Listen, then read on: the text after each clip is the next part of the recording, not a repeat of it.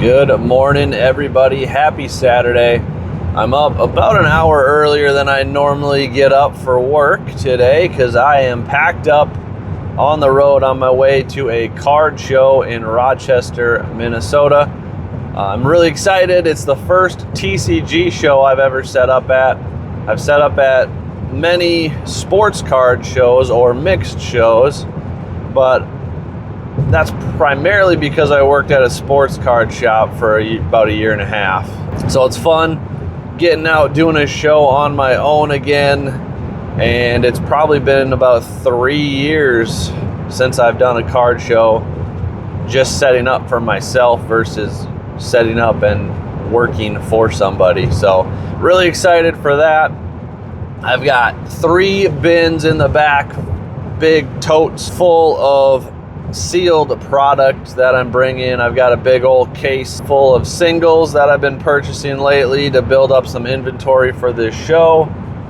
And most importantly, I'm hoping I can come away with a bunch of new sealed products to put on the website for you guys. Really looking forward to seeing what I can find.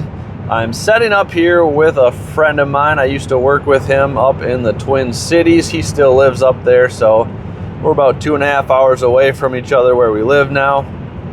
So it's fun to connect with him again for a little bit here, set up at a show.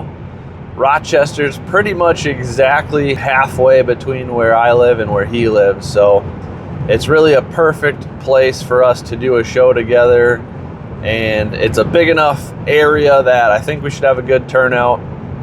I've set up at this show before on the sports side, and I did very well for myself in that show, so I'm thinking we should be just fine and have a nice big turnout for the TCG side as well. But I will definitely be doing my best to record some update videos here to add to this, and I will definitely be updating you guys at the end of the day to let you know how everything went, maybe things that I wish I would have done differently, all of that fun stuff. All right, guys, we are here. We're on our way in. Figure out where our table is, and then we're gonna head on back out, grab our stuff, and start setting up.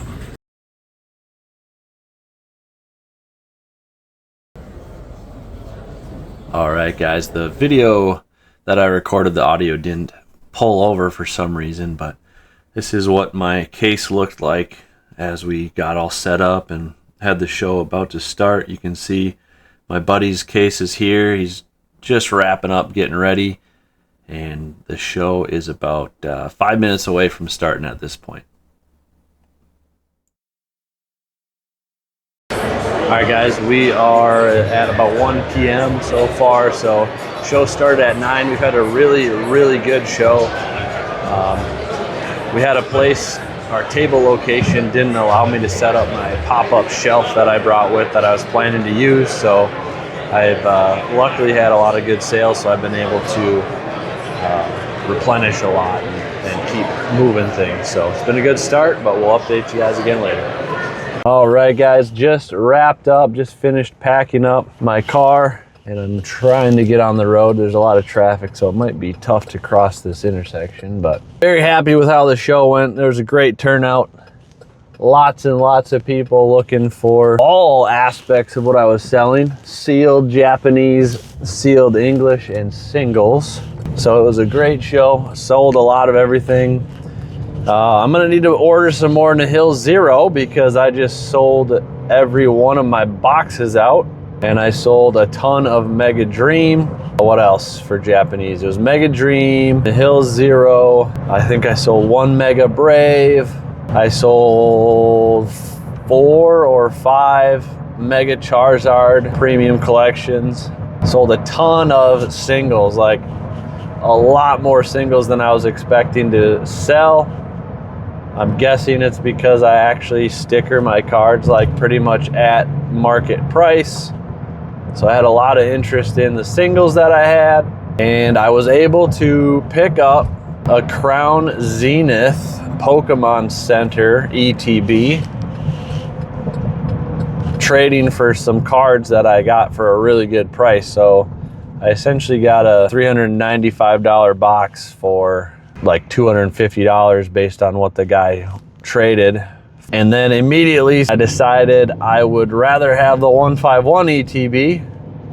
So I traded the Crown Zenith and a little bit of cash for the 151 ETB. So if you guys are looking for a 151 ETB, I'll have that. I did pick up a Mega Evolutions Gardevoir as well. And I sold a couple of my Pikachu Crown Zenith Premium Collection boxes. What else? I don't know. I haven't counted up the numbers, but it was good. It was very, very good. And I had a very valuable lesson learned. And I am super glad that I took the time to put every single one of my cards that were in my display cases in team bags to seal them off, because Bozo me had a drink sitting on the table and I leaned and reached to grab something, and my money bag, Zion crossbody bag, dangled out, knocked my drink over inside my display case. Luckily, it was not my expensive cards, number one. And number two, every single card got out unscathed. No damage was done at all, because I have them all individually wrapped in team bags. And I do that so that I can put stickers on the team bags and not on the top loaders themselves. So it's just easier to get them off, get the stickers off of a team bag to reprice, or just swap out a team bag than a top loader. And it looks nicer. So anyways, lesson to everyone here listening: if you set up at a card show, not only does it look nice having your cards in team bags, but it might save you if you do something dumb like I did. So that was the only real issue I had. I was very surprised that I sold as many of those Mega Charizard collections as I did, because my buddy right next to me had one stickered at the same price, and not a single person asked him about it. But I sold 4 or 5 of them. I think it was 4. And then one of the collections I bought recently, there was prismatic poster collections, but they were the Dollar General ones, so they have their $16 price printed on the box. So I didn't want to use those on my website. So I told my buddy, who has a YouTube channel himself and likes to do pack opening videos, I said, hey, do you want to just buy these for, I'll just give them to you for what I paid, which was 20 bucks a box in the collection, thinking he was going to use them for a video. So I was giving him a deal. And then he put them out on his table, and someone gave him 100 bucks for all 3.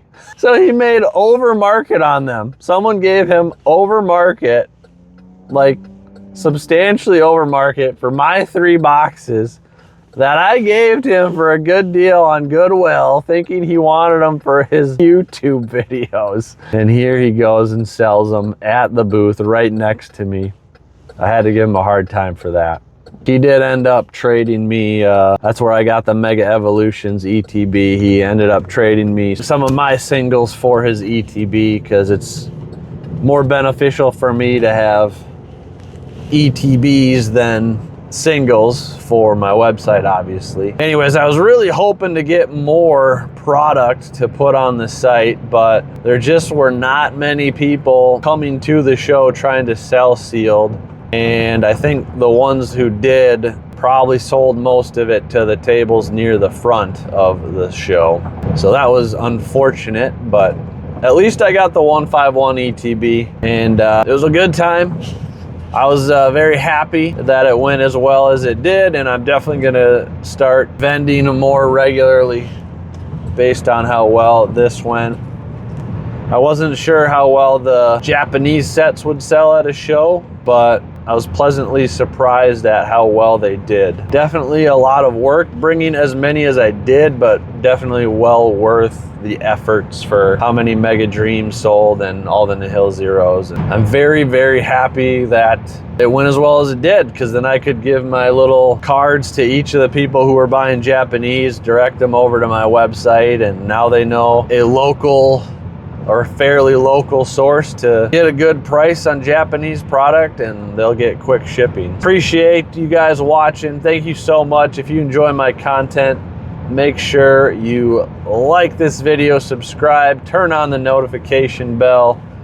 I am really pushing to get to 1,000 subscribers as soon as possible so that I can start monetizing videos and all of that fun stuff. So I appreciate you guys. We're almost to 700 subscribers as of this moment. I believe we're still a couple shy. Tag your friends and family, send them my way, and have them check it out if they are Pokemon fans. But we're gonna wrap this out. I do have about an hour and 10-minute drive, so I may just turn on my video and you guys can watch me drive the rest of the way, the road view, just at hyper speed. So while you guys watch my beautiful drive home, figured I'd go through a little bit of a recap on things that I would do differently in the future, and also go a little bit more over the numbers on the sales that I made. First and foremost, I think my next purchase, maybe not my next one, but very soon, one of my next purchases will be to buy different display cases. The display cases that I have are ones that I built, and although they're very durable and they look nice because they're made out of wood, they're extremely heavy and very impractical if you like having the cases closed, especially. I do prefer to have my display cases propped open, so I don't mind the heaviness during the lifting. It's really the heaviness of getting them in and out of the show. Next, I want to make sure that I can get a table that will allow space for me to put up temporary shelving behind me. This show in particular, you couldn't pick your table spot. They assigned it to you and they didn't pick where everyone was going until the night before, and you pretty much don't find out where you're going to be until you show up. But that being said, any opportunity I have to make sure I get put in a place where I can set up shelving for a little bit more display case for my sealed product is going to be a must in the future, because I just didn't have enough space on one table, but I probably don't really need two tables yet at this point. So that would be my next step. Next item is related to product that I bring. I think I definitely need to put more emphasis on bringing cards that are priced below $10, because I noticed there were a lot of people that looked at my singles case, noticed that pretty much everything was priced above $10, and they just moved on to the next table. Next, just give myself a little bit more time on the front end of getting set up before the show.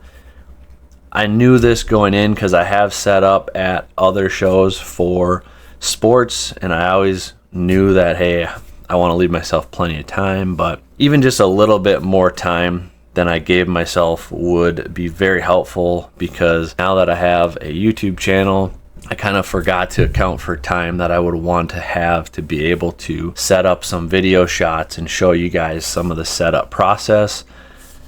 I just kind of realized that, you know, I've got enough time to set up, but if I stop to set up the camera and give you guys things to look at while I'm setting up, I'm just going to run out of time, so I didn't do it. So definitely want to make sure I get to the show, even like 15 to 20 minutes earlier than I did would make a big difference. Next, this one I failed to do. I don't know why. I thought about it a couple times, but need to find a way to record or maybe even stream a little bit while I'm at the show so you guys can see the interactions with my buyers.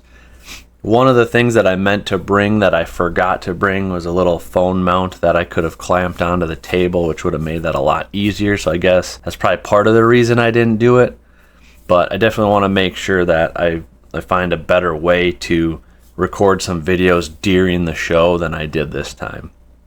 And then lastly, going over some of the numbers. Overall, I had $1,931 worth of cash sales, $30 in PayPal, and $427 on Venmo. So a grand total of $2,388 in sales where I received cash.